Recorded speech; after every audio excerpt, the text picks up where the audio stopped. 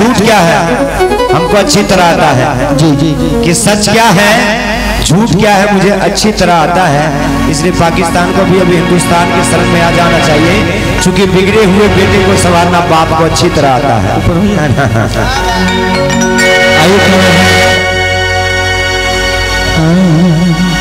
तो गीत सबसे पहले आज कुछ नया गीत के साथ कुछ भोजपुरी गीत कुछ भोजपुरी होने चाहिए है ना। वाह वाह वाह वाह आई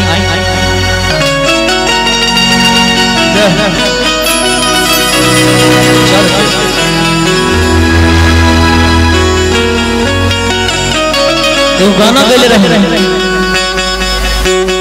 गाना रहे कहाँ गाए थे झारखंड में रूपेश भैया कि चल गए गंगिया डुबकी लगाई बहू आ गंगा के पानी में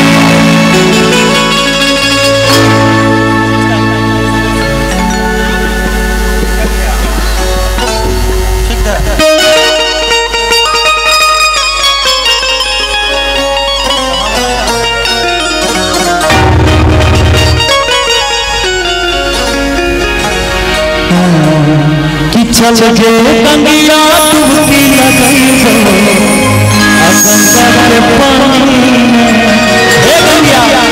गंगा का पानी बलाना महासेतु गांधी सेतु किसी दिन गांधी सेतु से निकल के जाओ जम्बू सीधी कि चल गए गंगिया डुबकी लगाई गंगा के पानी में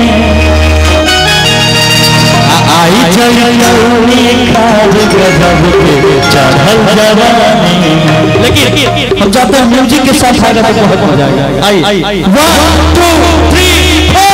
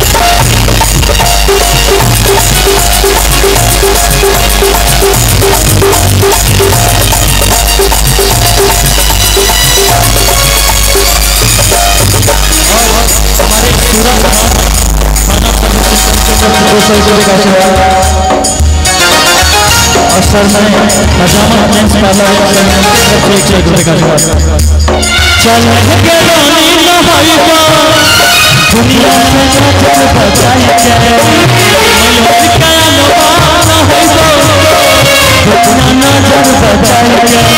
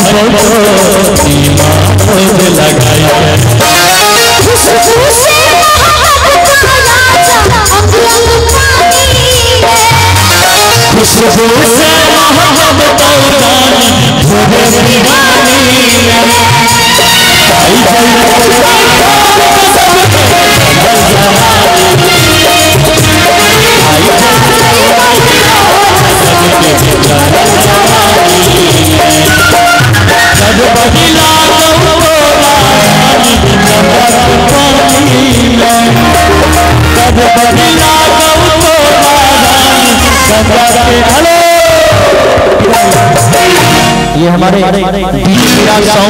जो कि हाजीपुर के रहने वाले हैं, एक बार इनके लिए जोरदार ताली बजा दीजिए। कलाकारों के प्रति हमेशा समर्पित रहते हैं, एक बार जोरदार ताली बजा दीजिए। उनके तरफ से हजारों हजार का आशीर्वाद। शादी उदी कब कर रहे हैं? हमरे साली से बाप रे बाप, तो गड़बड़ घोटाला कि खुद सब कलाकार। अच्छा अच्छा बोले सब कलाकार की सालिश करिएगा।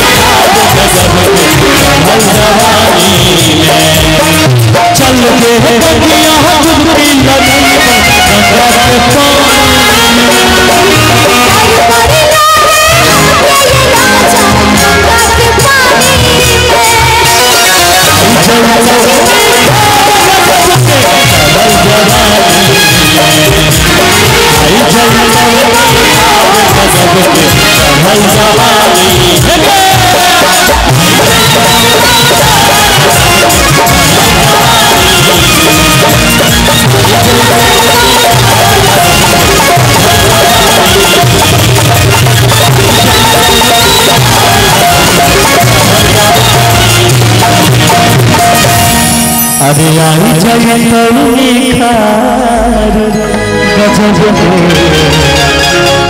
चढ़ल जवानी में कि पानी खाए दो छोटी